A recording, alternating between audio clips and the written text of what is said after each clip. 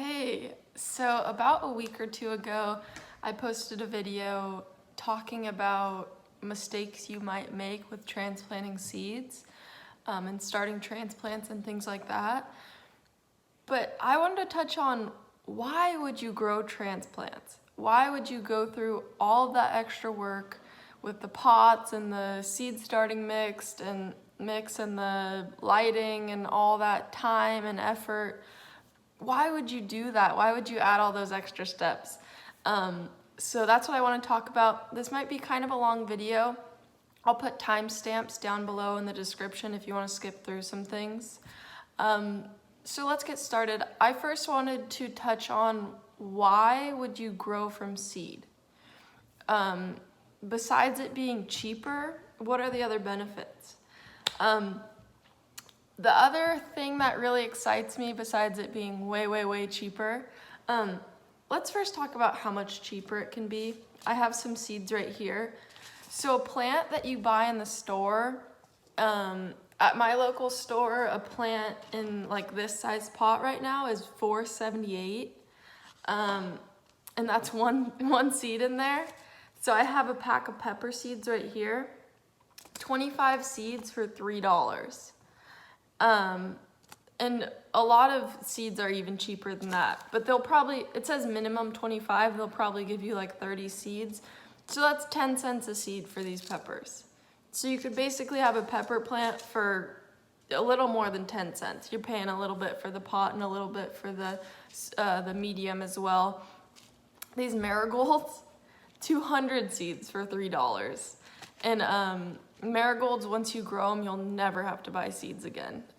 Once the flower dies, you just take it off and there's like 300 seeds right there in one flower. So yeah, it is way cheaper. But the other thing is that you can grow such cool varieties, things that you'll never find in the store. The plants that they sell at the store are just kind of the most basic plants.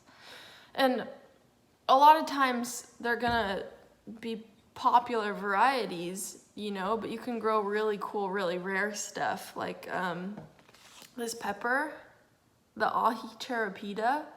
This is the most expensive pepper that you could ever buy. It's from Peru. Yeah, pound for pound, this is the most expensive pepper. And I got 10 seeds for $4. So it's a little bit more of an more expensive seed. But I could still grow a plant for, what is that, like 40 cents for this plant?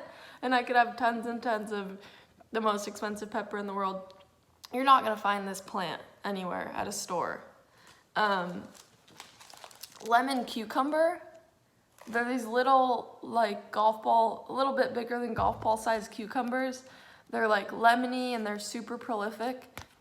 You're not gonna find this plant in the store.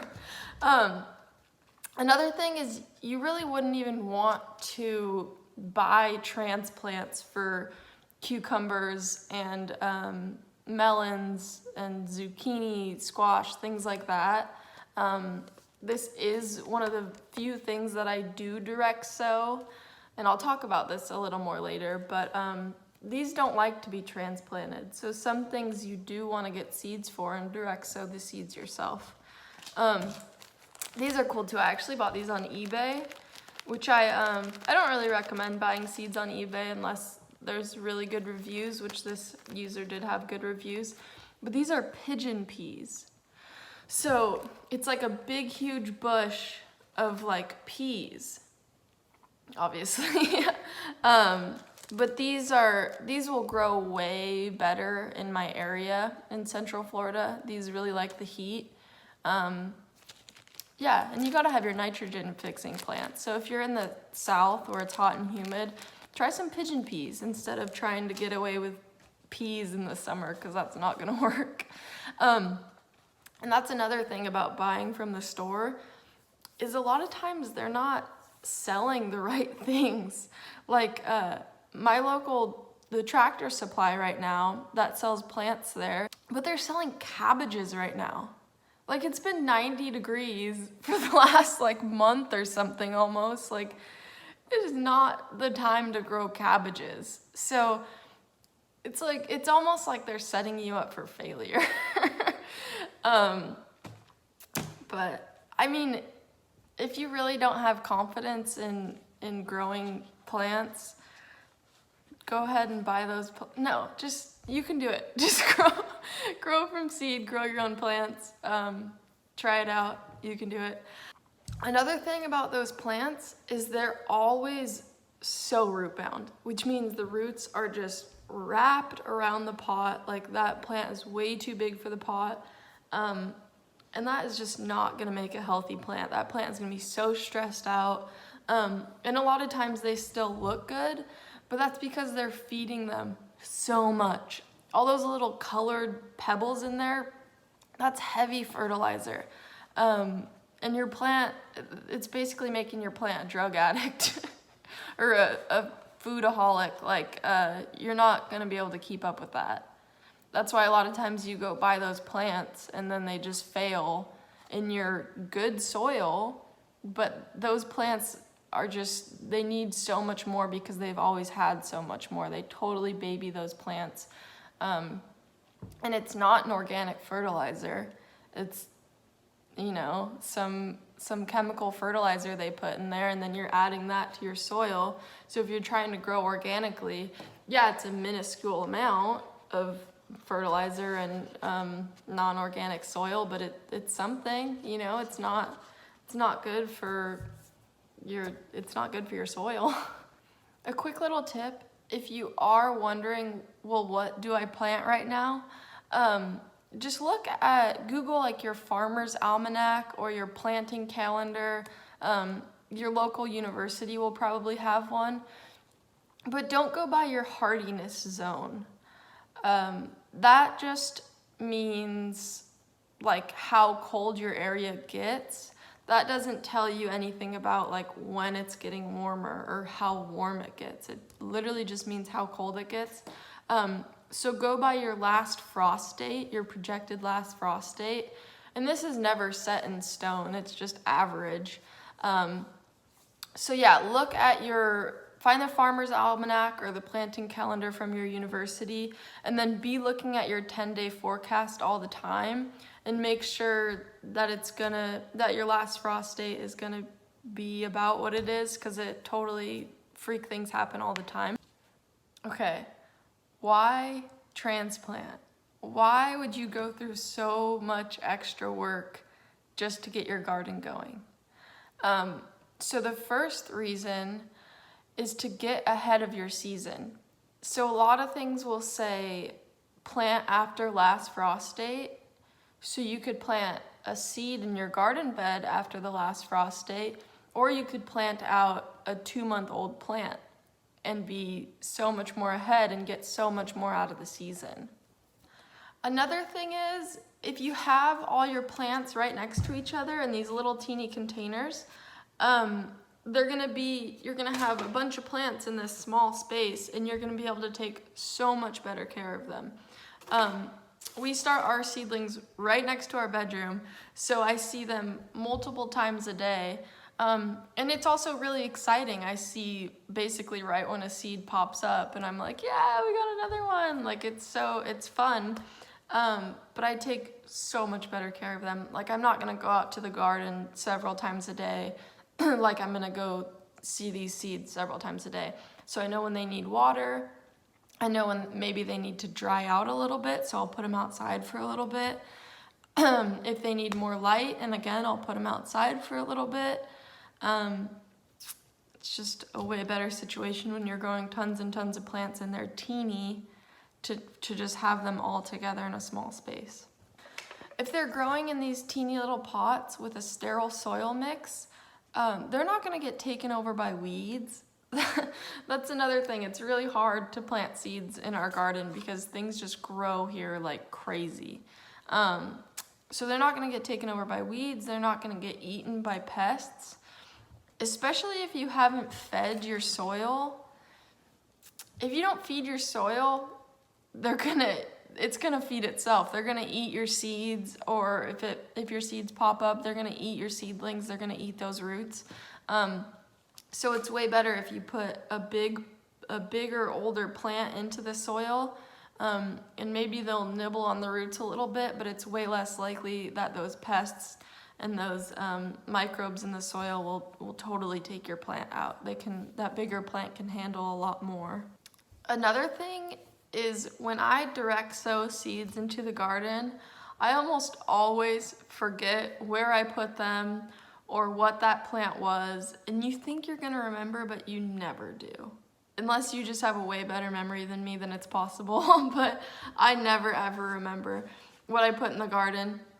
And I don't like putting labels out in the garden because I feel like trash ends up getting everywhere. It just ends up being a mess.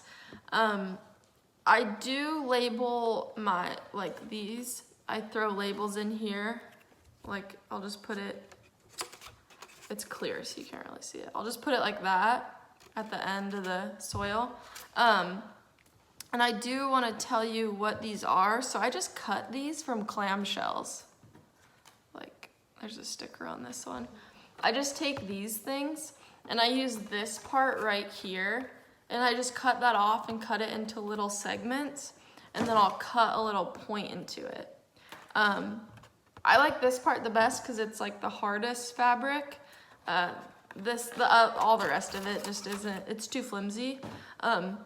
You can get plant labels for like really, really cheap, but I just feel like that should be something that's free. So yeah, we just use all of our clamshells and get free labels that way. I feel like if you label these and then get a big plant and have a label in it, you're way more likely to remember what that is than if you just planted a seed and it pops up. And a lot of things look so much alike. Like peppers, tomatoes, and eggplants look so much alike. You think you'll remember what it is, but you will not remember. I just planted a tray of okra and 2 different hibiscuses, and they're all in the same family, so those all look exactly alike, and I'm like, I'm glad I labeled these.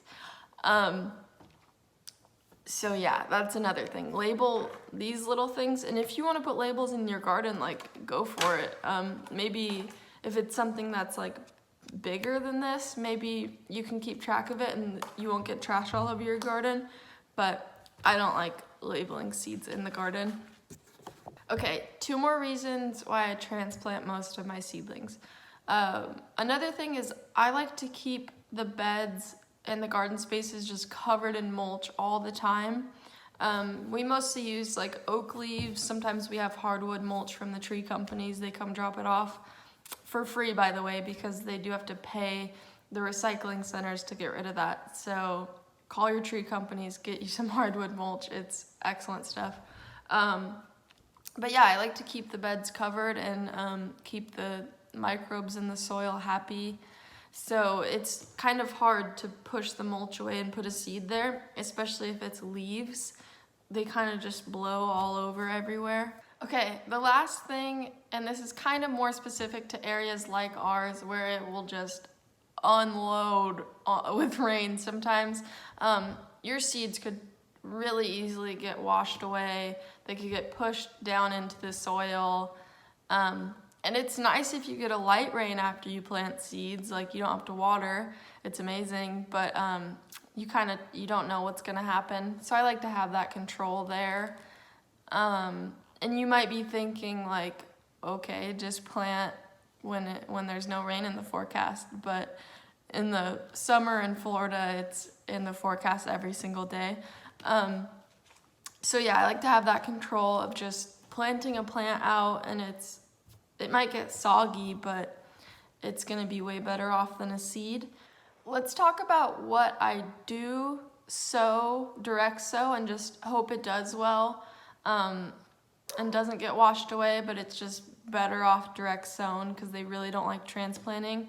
And that is, like I said earlier, your cucumbers, melons, squash, pumpkins, all those type of things. They just really don't like it. They have really sensitive roots for some reason. They just want to be set there in place and left to grow and vine out and do their thing. So definitely direct sow those. Unless, like I talked about before in that last video, which I'll link down below, unless you have a really, really, really short growing season, then get them started ahead of time and transplant those out so you can grow those things. Beans and peas as well, they just want to be set there to grow and vine up. These pigeon peas aren't vining, this is a bush. And then there are some bush beans that don't have the tendrils that want to grow up a trellis. Those will be fine if you want to transplant these. I am growing these pigeon peas in pots to transplant out. And then root vegetables, because the root is the tap root, so it's going to be very sensitive. Potatoes are a different story because you plant the potato, it's not from seed. But beets, carrots, turnips, radish, things like that. Just sow those in place if you can. Okay, why do I start seeds in here and then up pot to here and then bring them out to the garden? Am I just crazy? So I will start 6 seeds in here, usually of the same plant, and I'll hope for just a few. Like, I'm not gonna be mad if not all of them pop up, because a lot of times they don't all work. So first of all, you're saving space. Like, you can have a bunch of these all together and just have so many plants in such a smaller space, and be able to watch them closer. Whereas if you put one seed in here and it didn't pop up, that's like a really big waste of space. So there's that. And then you want to have all of your medium moist, right? Like, if this was full of soil, you want it all to be moist. You don't want just the top where the seed is to be moist, or just the bottom to be moist. And if you got this all too wet, it could easily rot your seed. It could become soggy in here and easily rot out the seed or rot out the baby plant in there. But if this was all wet, it's gonna dry out way faster. So it's way more forgiving that way, where it's not gonna become soggy and anaerobic and start to stink your house up. So yeah, you don't want your seedlings to be like wet. You really just want them to be moist, and let them dry out a little bit.